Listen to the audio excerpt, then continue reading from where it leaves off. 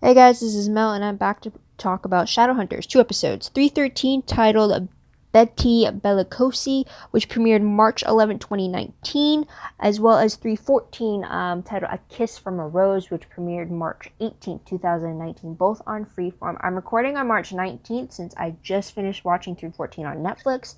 So huge spoiler alert, if you haven't seen the episodes already, please go do so first and then come back and see what I have to say about the episodes. Otherwise, my other video reminders are up on screen.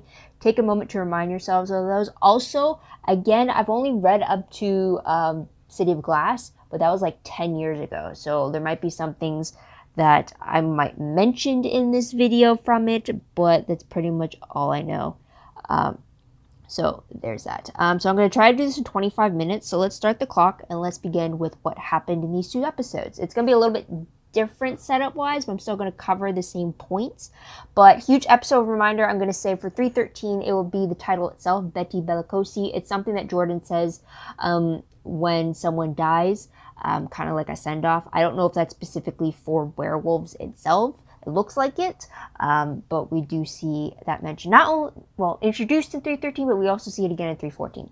But the reminder for 314, I'm going to say, is the date night between Jace and Clary, just because of how normal it was out of the abnormal things that they do together. So there's that. So timeline-wise, for 313, it's pretty much taking place the day after the events of 312, and pretty much the same for 314. It's taking place the day after 313, because the way a lot of characters end up in 313 pretty much is where you see the characters next, with only a few hours passing in between. So there's that.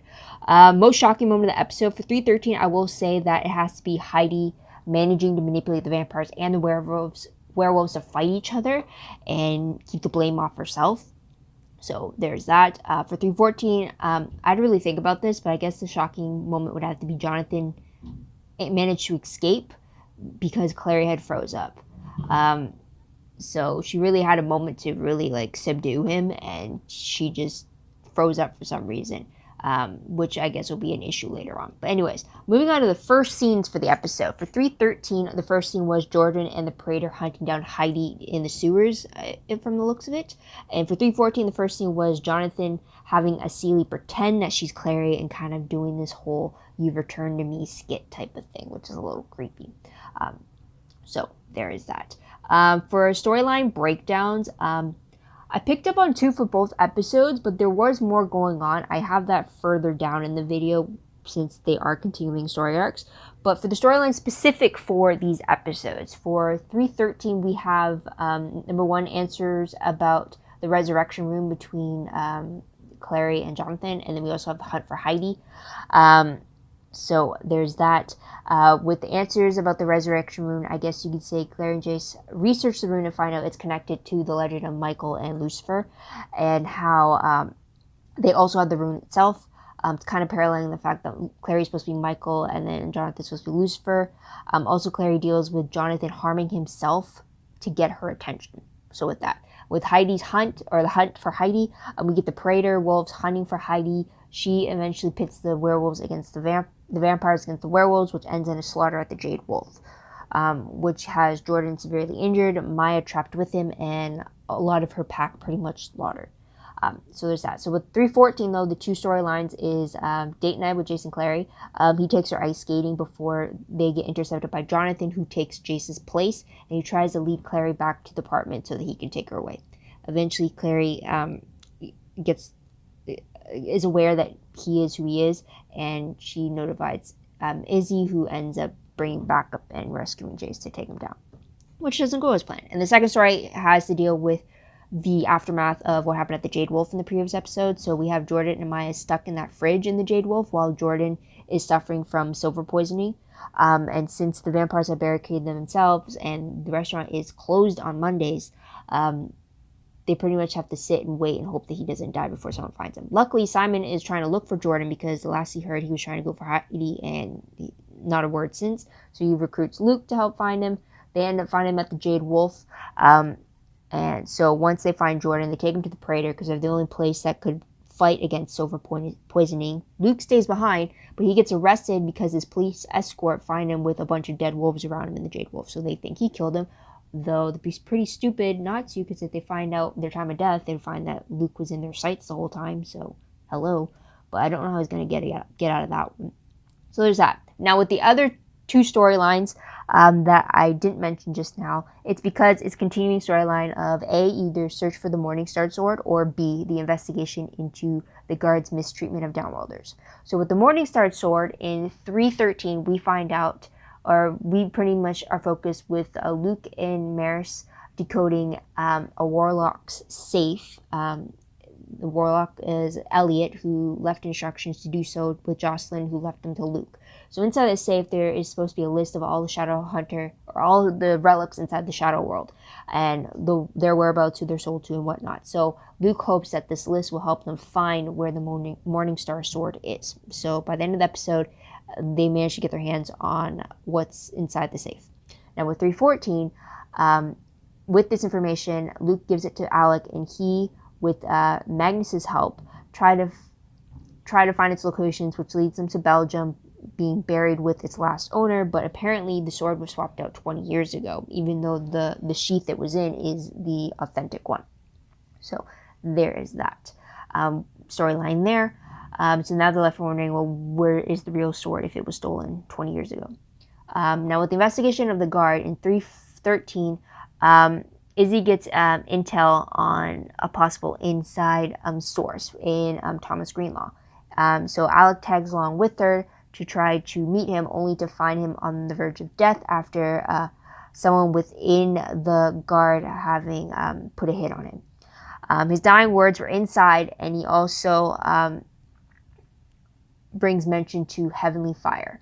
Or they bring the concern to their mom, Maris, who brings up what heavenly fire could be, and that was supposed to be some secret clave program, but it was above her clearance, so she has no idea. But she tells them to stop looking into it. Izzy just isn't going to listen, so there's that. With 314, though, we have Izzy doing an autopsy on Thomas Greenlaw, and she finds this foreign device inside of him with a rune on it, and thinking it might be, I would think it's a USB drive of some sort, but I don't know what kind of tech the Shadowhunters have, so we're kind of left on the fence there, because we just see her retrieving it from his body, all within the 24 hours before Alec is supposed to report it to the clave.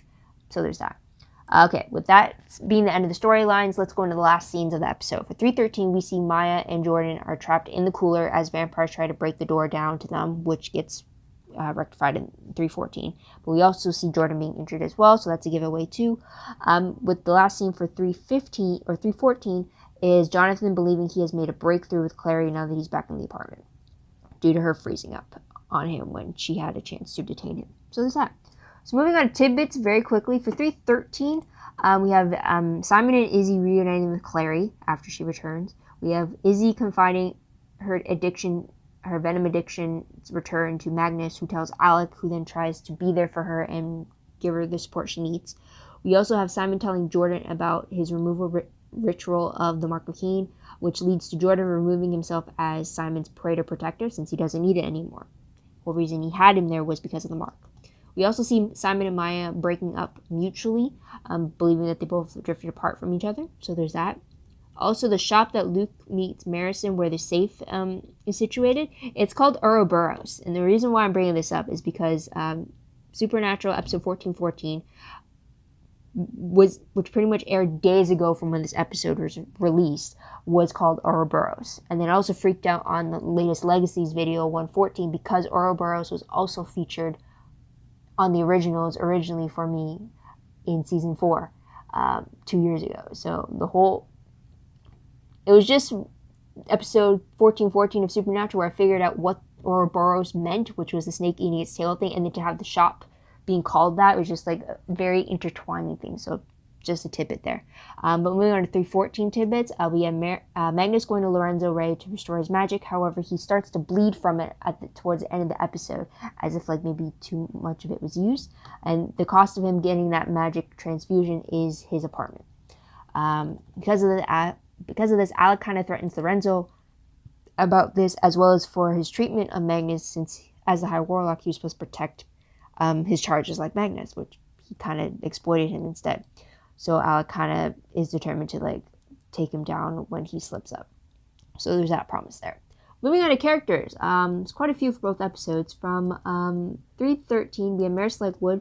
She reveals herself as a code weaver for the Circle, which is why Luke calls her in, as well as being a friend. So there's that. For Jordan Kyle, we have him on the hunt for the Praetor with for Heidi, though he removes himself as part of Simon's Praetorship. So there's that. We have Maya contemplating being new Alpha at Luke's request, instead of Russell, who is now the new Alpha, but he was killed by Griffin, and Griffin is the vampire who took Raphael's spot at the Hotel du Mort. Again, we get Heidi coming back to ignite a war between vampires and werewolves.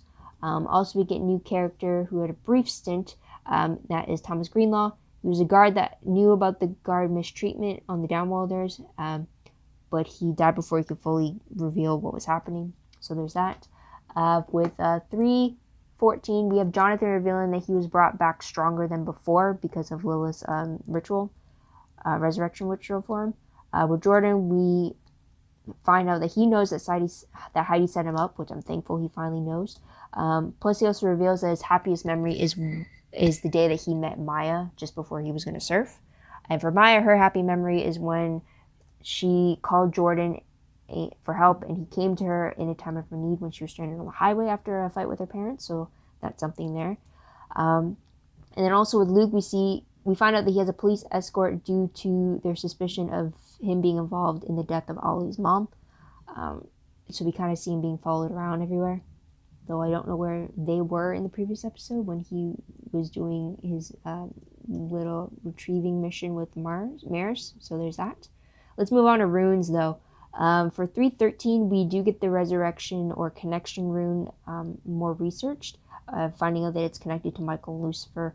And we find out at some point they do get disconnected from each other, so giving Clary hope that it's possible to not be connected to Jonathan anymore. We do see the Aratsi rune being used, or the healing rune, if you were.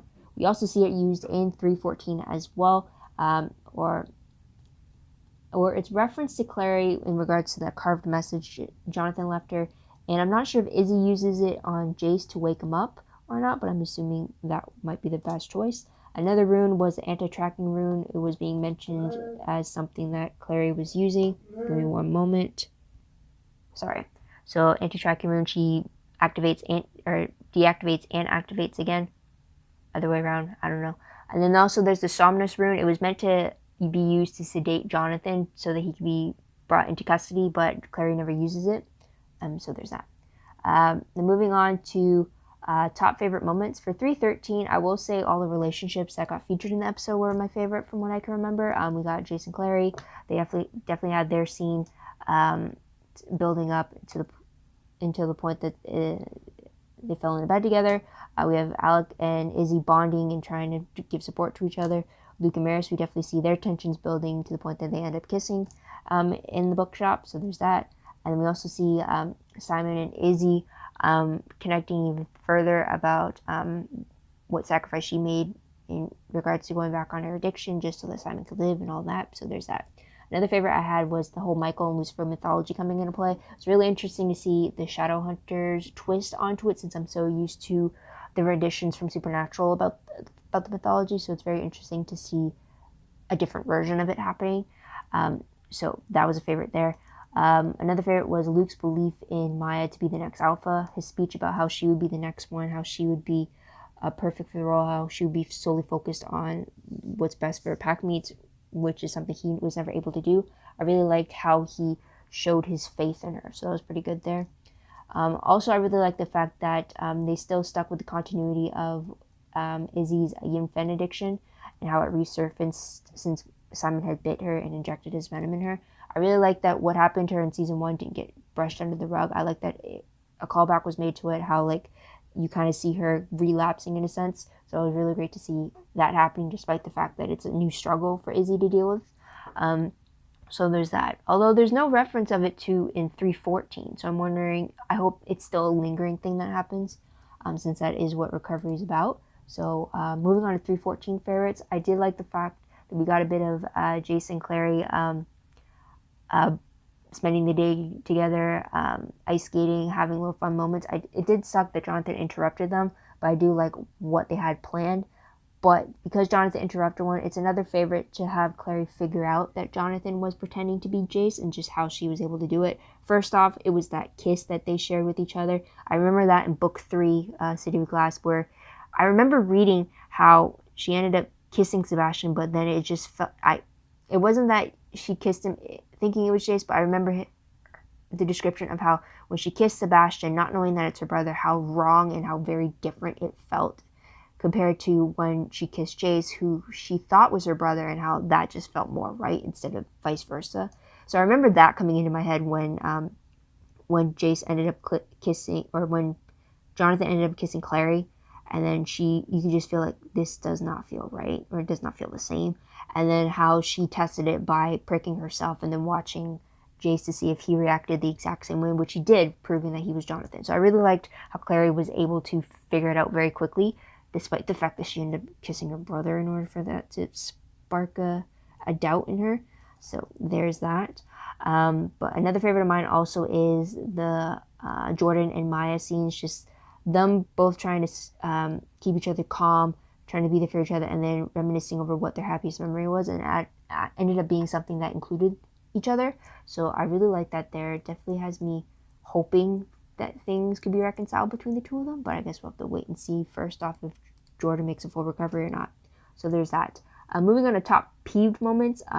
For 313, I will have to say that Alec and Izzy waiting to heal Thomas Greenlaw instead of getting their answers first. And I was really annoyed because instead they should have just healed him first, wait until he's better, and then get your answers. Why get your answers and risk him dying midway through? It didn't make sense for me there. So there's that. Another peeve of mine was the fact that Jordan immediately acted on Heidi's lead, then evaluating everything about it. I mean, why not do some recon? Or better yet, figure out why Heidi would attack an old classmate if she didn't have a plan in place? Why not just attack some random and have them incantoed to give the message that she wanted them to give?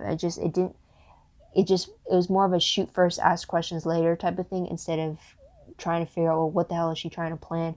And definitely, why would you go inside the Hotel du Mort without casing the place to see, oh, there's no sign of her, or I haven't had a trace of her, or like do some digging first? It just annoyed me there. And then you end up at the Jade Wolf where there's a massacre, so it's like, so you should have done more. And another piece was the fact that Heidi managed to manipulate both the vampires and the werewolves into what could instigate a war. I mean, I always hated Heidi, but just to see it go to this far, I was just like, oh, really? So there's that. Now for 314, the only peeve I really had was the fact that Luke didn't really do much to prevent his arrest when they thought that he killed the wolves at the Jade Wolf. It just seems like if you knew that you had an escort on you, why would you bring them to a place that is a known Downwalder hunt? I mean, if anything, you could have told Simon, okay, check this out, and then have Simon go by himself, and then say, oh, I'll meet up with you later, or something like that. Instead, he led the cops right to them. I mean, granted, you didn't know what you were leading them to, but again, that's still to say you're leading them into a wolf's den, essentially. So it's like, I don't know. It just, the way that Luke didn't really put up a fight or didn't really do anything to try to cover things up, it was just like, why not instead rush out to meet the cops outside instead of having them come in and see you surrounded by dead bodies? It didn't make sense. So there's that. So moving on to random questions for 313, I had one that was, does anyone feel that if Raphael was the head of the clan or head of the Hotel du Mort instead of being in Detroit, that when Heidi came in, he wouldn't have let her manipulate them into the confrontation the way that she was able to manipulate Griffin and the others? I feel like Raphael would have stand firm, and he would have been more questioning and more doubtful of Heidi's claims. So there's that. Another one is, was Jordan stabbed by a silver knife like Nick was? Answer, in 314, he was. He has silver poisoning. So there's that. For 314, the question was 313 the first time that Jace and Clary slept together? I mean, I know it's the first time on screen we've seen it, but like, I just always assume that they've done it previously before, and it was just cut to black type of scene. So I'm wondering about that there. Was that their first time together? Second question, did anyone else notice that some of Jace's runes were glittering in the morning after? I don't know if it's, at first I thought maybe it was sweat, but then like other runes weren't glittering the same way. So I'm like, was that an application thing or something? I don't know. So there's that question there. Third question, while Magnus has his magic back, do you think that he's still mortal and that is why he's bleeding from excessive use of magic? Or is it because he has someone else's magic transfused into him or something and his body's rejecting that? Or what have you there? So that's there. Another question. Since Clary told Jonathan about the carved out messages when she thought he was Chase, will she still tell the real Chase about those carved messages now? Or are things now going to get awkward between them because of what Jonathan did while wearing Jace's face? So there's that. And last question. Where was Luke's police escort when he was with Maris in the previous episode? I did mention that beforehand, but it just seemed weird that he suddenly had one now when he didn't have one previously. So there's, plus also when he went trapezing to Siberia and Paris to look for Clary, where was his escort there? Like, where was his police detail when that was all happening, right? So it just seemed a little too random that he had them now of all episodes, as previously where were there hints to them. So there's that. So moving on to predictions very quickly, based off the promo for 315, it looks like we get the Institute trying to prevent a war between the vampires and the werewolves. We get Maya wanting to kill Heidi. We get Luke wanting to accept his consequences with the pack. He looks like he's in police custody, and Clary's trying to talk him out of it. We see Magnus living at the Institute, and he uses magic, yet flinches at the effects of it, and he's trying to keep it from Alec from the looks of it. Also, we see Clary beating up on another Shadowhunter when accusations are thrown. Have we seen this Shadowhunter before? I don't know, but we'll find out about that soon. But the synopsis for the episode reads that, as the saying goes, rules are made to be broken, but what if the rules are there for a reason? Several members of the team must examine the reasoning behind certain rules after consequences to questionable actions come to light. Whether the rules were broken because of love, loyalty, or revenge, does the end justify the means? It's a very interesting concept, very interesting to see all the different character views about it, but since it is since it is March 19th, there are preview clips already up for 315. So the first clip shows Izzy reporting to Alec about there being no survivors at the Jade Wolf and that Maya is MIA. We see Alec worrying about a war starting between the vampires and the werewolves. We also see Underhill as bringing in Heidi, who claims that she knows who massacred the werewolves. Now this just pisses me off because it looks like Simon did not get a chance to get a word to the Institute about what happened at the Jade Wolf and how Heidi was the mastermind behind all of it. So it seems like she might be roping in the Shadowhunters to really cause up a stir between all of the Shadow World. Can't they just kill Heidi already? I mean, I'm done with her. Anyway, second clip shows Clary waiting under the bridge, and Jonathan suddenly appears. She's surprised. He's surprised as well. And he brings up the fact that he felt like he had other business to tend to, but as he was passing by, he felt the urge to stop at the bridge, and he brought up the fact that they were both feeling drawn towards each other because of the room between them, which is very disturbing to Clary. So that is pretty much it. So, yep, that's pretty much it. So what do you guys think of the 2 episodes? What do you guys like about it? What do you think is going to happen next? Let me know in the comments down below.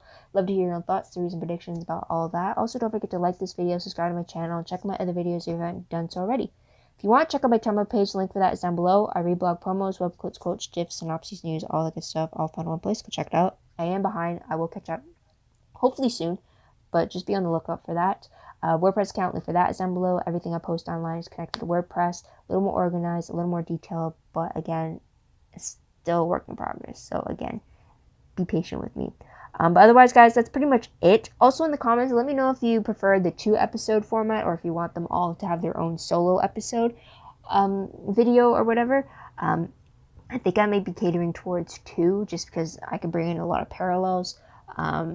Although if things continue to continue from one to the other, it might be a little tricky, but we'll see how the next 2 go. But just let me know in the comments what you think about that. But otherwise, thank you so much for tuning in. Thank you so much for your patience. I hope you come back to see what I have to say about the next episode.